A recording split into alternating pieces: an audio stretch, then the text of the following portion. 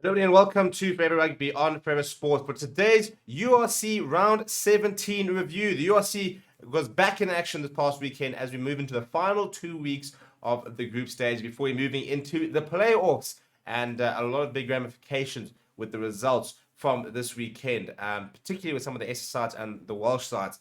A couple of Essex sides keeping their playoff hopes alive, and the Welsh sides, well, there won't be a Welsh side in the playoff this season once again, which is pretty worrying. Also, some big ramifications at the top of the table with Stormers potentially having sacrificed that potential all-important home semi-final.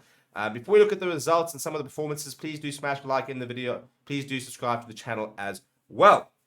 So it all started on Friday, and it was a very good performance from the Sharks, who started really, really poorly against a very good Benson side and went behind. And I think maybe the Sharks, again, the defense is going to be a big worry. I don't think that anyone is looking at them as genuine URC contenders because that defense is just far too leaky. But they are scoring tries at the moment, which is a good thing. So very much outscoring Benton on Friday as opposed to sort of really beating them out and out.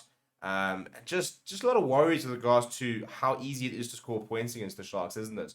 I think Benton scored those two sort of early tries, and the Sharks looked a bit shell-shocked. And as the game went on, I think the Sharks' quality started to shine through. But a lot of question marks regarding the defensive setup and why the Sharks are just so timid and so poor on defense. But the main thing for them was to get a 5-point victory, and they did that. So it was a good performance from them in the end and got the job done. Glasgow Warriors then edging Scarlets 12 points to 9, a very close game. Glasgow Warriors, sitting in 4th place, looking for that home quarter final. We then saw Ulster hammering the Dragons 40 points to 19 at the Kingspan Stadium, and that was on Friday. Saturday, we saw lots and lots of points, didn't we? And started off with an absolute demolition job that the Bulls did on Zebra Palmer, 78 points to 12. Now, it's difficult to quantify his performance because, to be brutally honest, Zebra are so poor and have been so poor the entire season. They haven't won a single game, and it's been a really bad season for them. So it's difficult to sort of quantify exactly how good the performance is for the Bulls.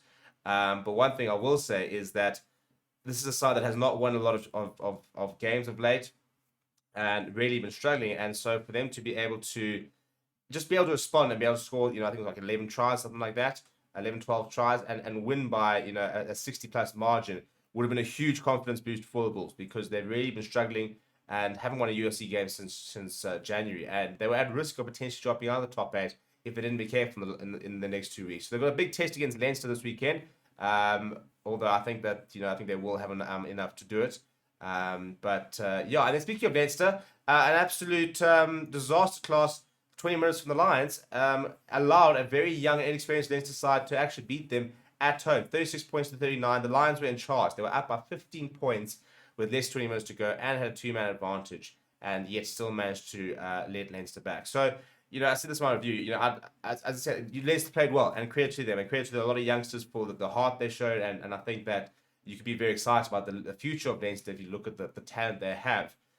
For me, this was more in the Lions absolutely throwing it away more than Leinster winning it, to be perfectly honest. I think that if you look at the lineups and you look at the way the game went, the Lions should have won. They were the better side throughout the game, apart from that last 18 minutes where they decided to just stop playing and allow Leinster back in. And there's something so wrong over at the Lions at the moment. It's very and it's difficult to pin exactly what is wrong because everything's wrong. There's administrative issues, there are coaching issues, there are player issues. There are so many issues within that union that they need to spend the next 3-4 months just sorting out the structures of the entire franchise if they are to try and then actually compete going into next season. We then look at Stormers versus Munster, a very close game, and what an impressive performance by Munster to end what has been, I think it's an 18-month winning streak by the Stormers at home, where they haven't lost any games there. So an incredibly impressive performance from Munster, and more to the point, very impressive performance from the likes of an Archie Snyman, who looked back at his best, which is very good news for South African rugby fans. He did look very good this weekend.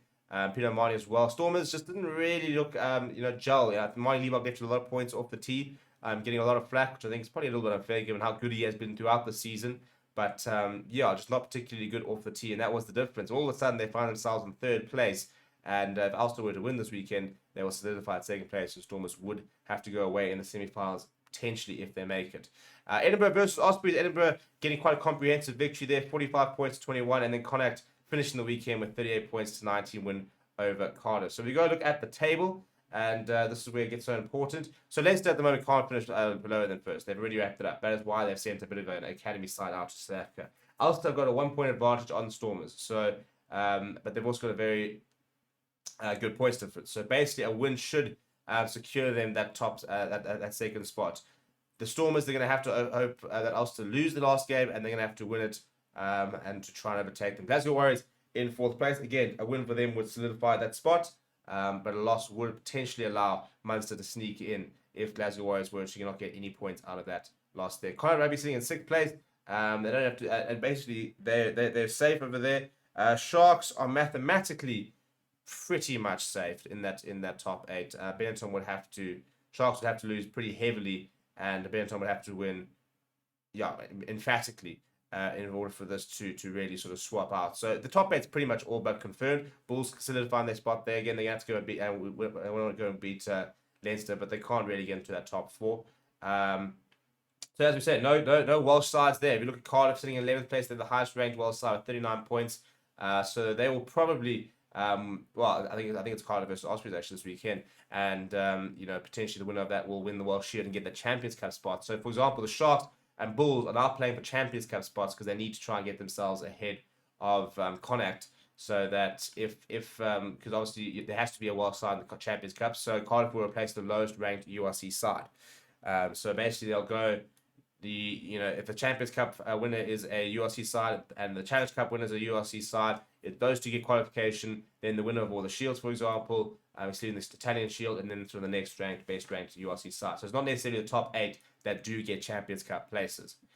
Zebra Palmer sitting there on 10 points with a minus 376. The 17 losses is really poor. Dragons as well have been very poor this season. So look, the Lions can try and get themselves up to 45 points, maybe finish 9th. That is the highest they could potentially rank. Benson taking on Stormers, so the Lions, you do expect them to beat Zebra. So it would be an improvement from last season, but at the end of the day, they were looking to try and make playoffs, and they're not going to do that this season. So a disappointing season for them. Let me know what you thought about the weekend down in the comments below. Please do smash a like on the video. Please do subscribe to the channel as well. Thank you very much for watching. My name is Steven. I'll chat to you soon.